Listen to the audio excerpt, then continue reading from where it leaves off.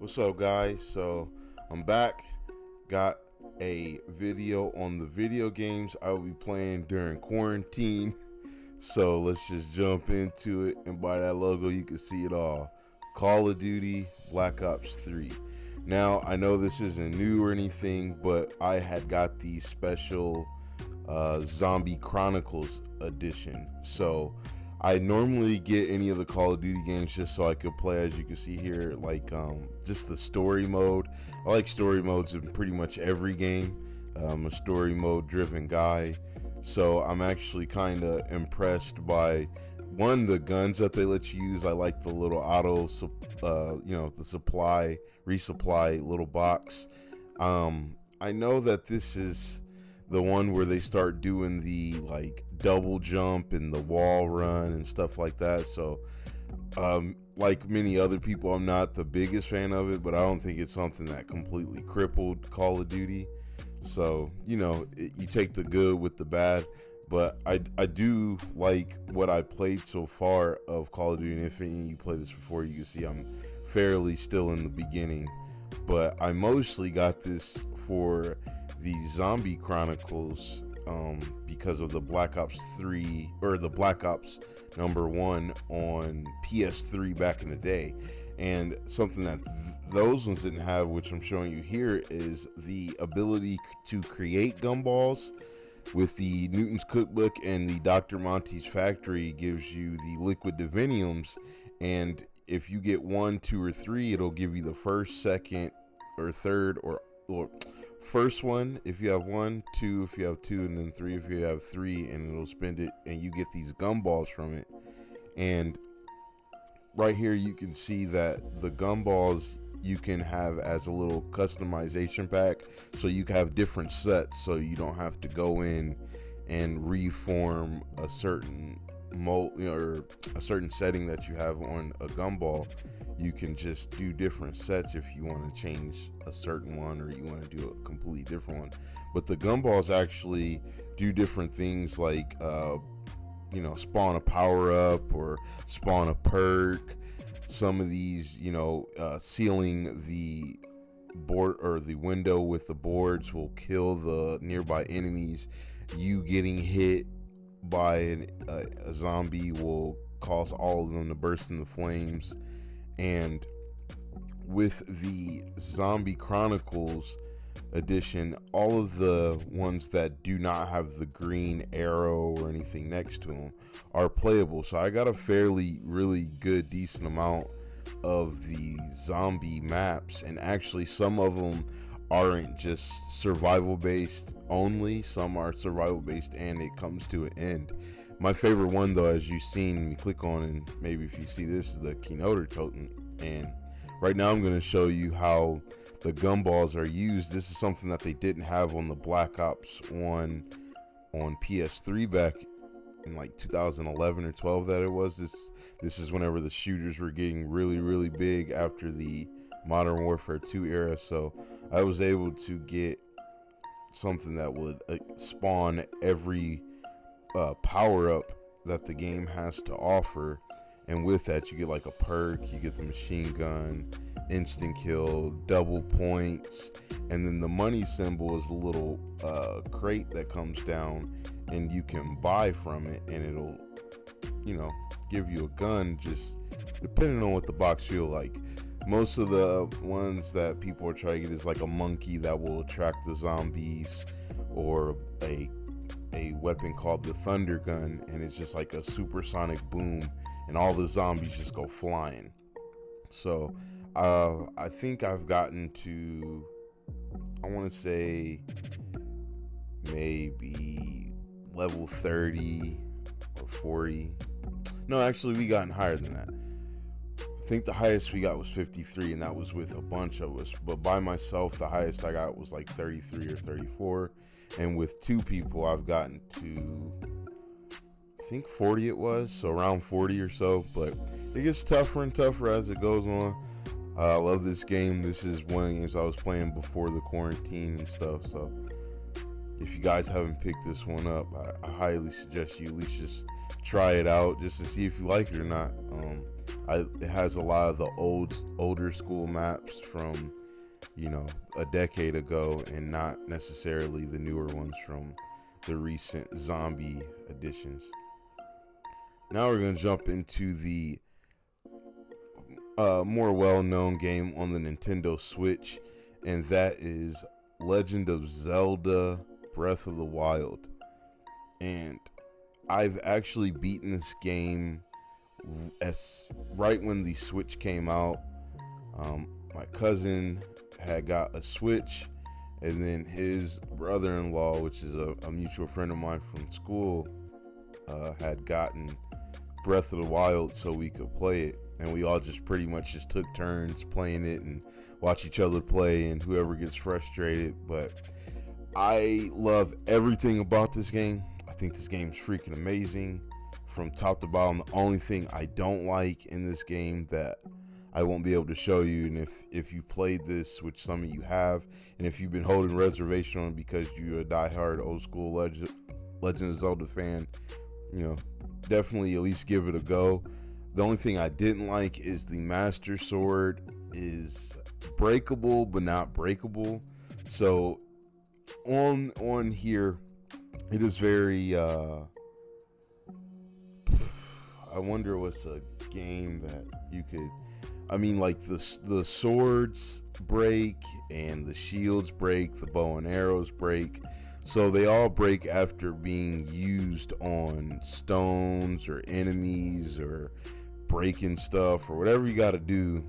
They break and stuff. So, but then you go in and you see like that right there is called a shrine, and those are new additions to the Zelda world. And these shrines, you gather like these soul pieces, which unlocks more things in the game for you.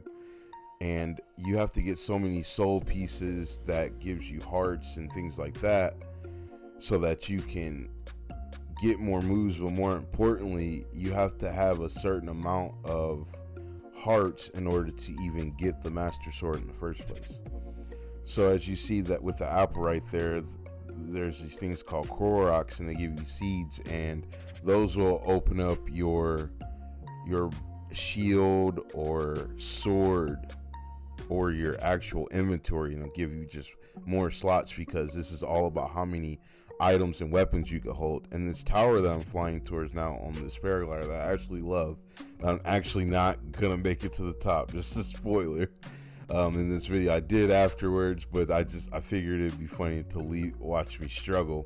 These towers right here are really Assassin's Creed Shadow War-esque kind of thing, where you have to make it to the top of the tower before you can warp to that tower, and that tower is a central location for like warping and being closer to that side of the map.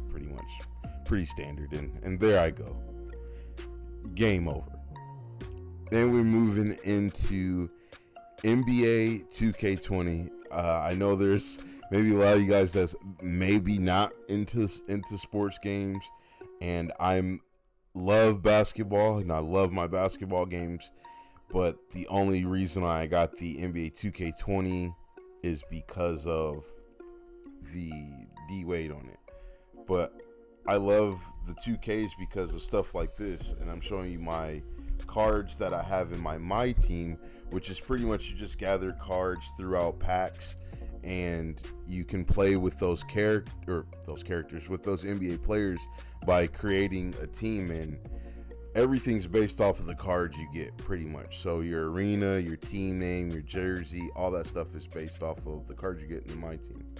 Another one of my favorite things is the My League, My GM, playing the WNBA season, a regular season, dynasty mode, playoffs. I love those things. Currently I have D-Wade and Kobe on a team right now on the Heat. So do whatever you want in the fantasy world. And this is the My Neighborhood. Now, this is not new. This is just a newer take on it. I was not able to get 2K19, but I've played 15, 16, 17, and 18.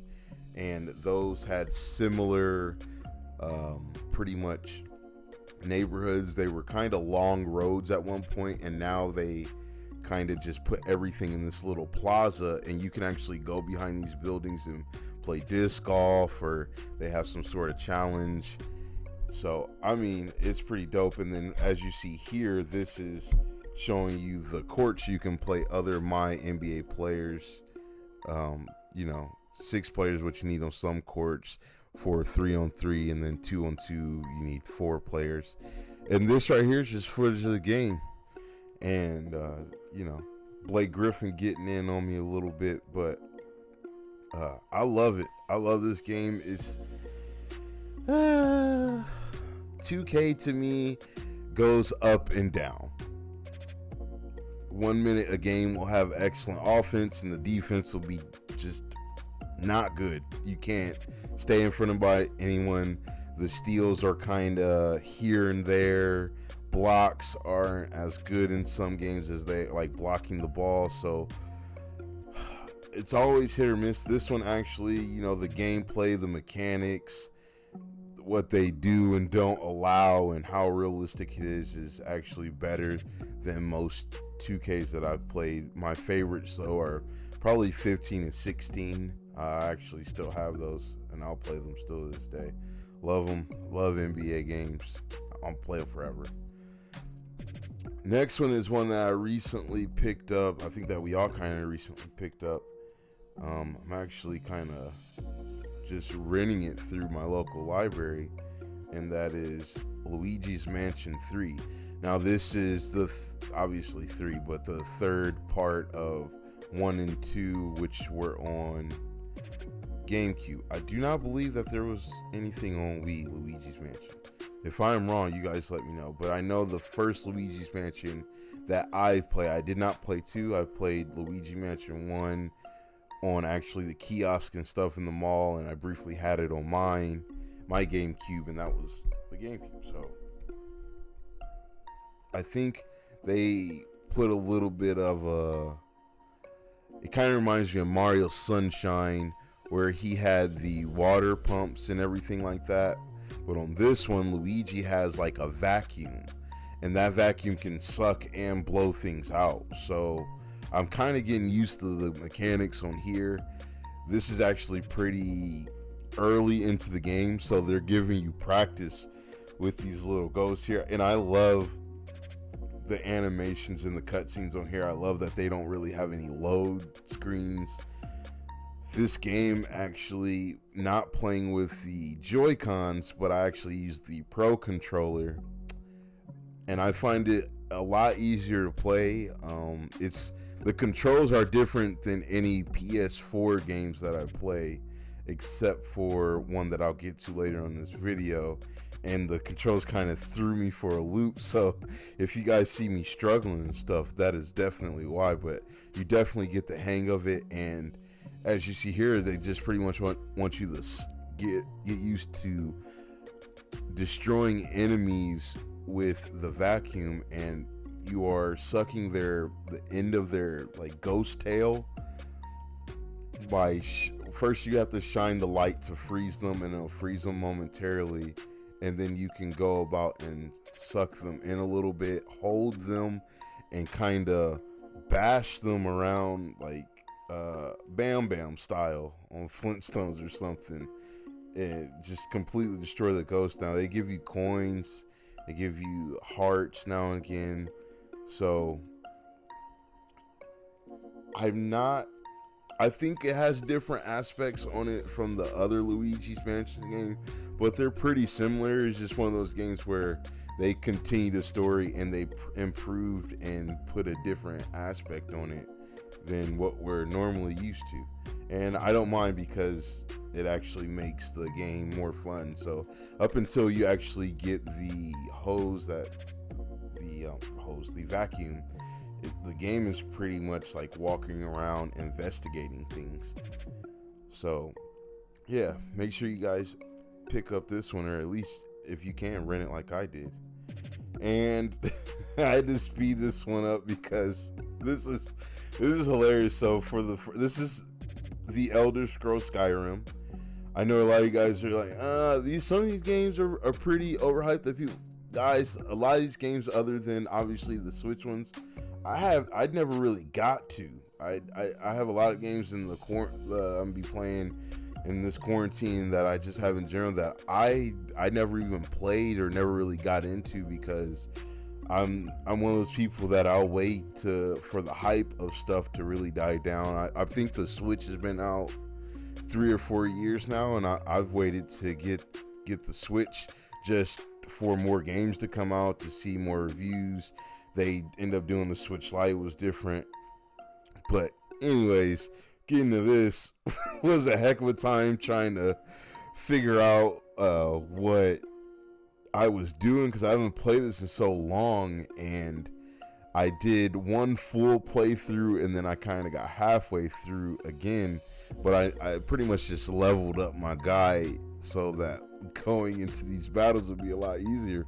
But as you could tell, it was not. It was so difficult, and it was not helping me that we had walked up on, I think, 2 or 3 dragons before this, thinking like I'll be able to attack them, and they were already dead. So I walked up on this one and we were like, oh man, it's dead.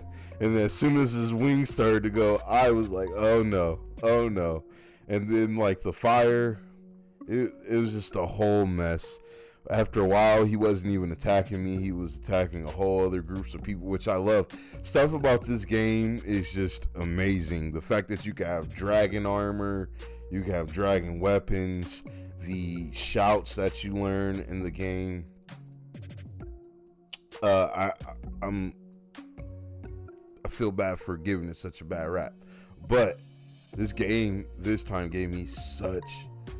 You guys see it right here. I'm just trying to do everything I can to stay alive, and that's pretty much what this game is if you're not prepared for things. So if you were like me and you haven't played this, or you just seen people play it, I highly advise you dig into this, but you take your time with it and you level up and you do what you can.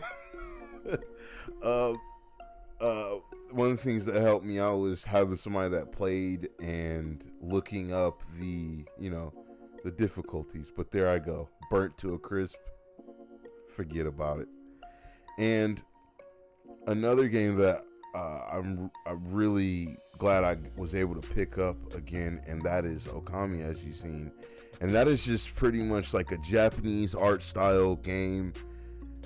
And this game is amazing. It is actually an HD remake of a PS2 original PlayStation game, and you see me trying to swipe at this rock. That's because I just wanted to show you guys that this is a mixture between you doing things with a brush and a scroll, where you learn different sort of techniques or styles with the scroll art, and then as well as the dog can attack, double jump, climb, kind of not climb, but he can jump on a wall and then jump off that same wall, sort of thing. So I don't know, I'm gonna say that this is probably one of my favorite games that nobody like really talks about. This definitely, I think, could be considered a gem for so many reasons. And I think one of the most difficult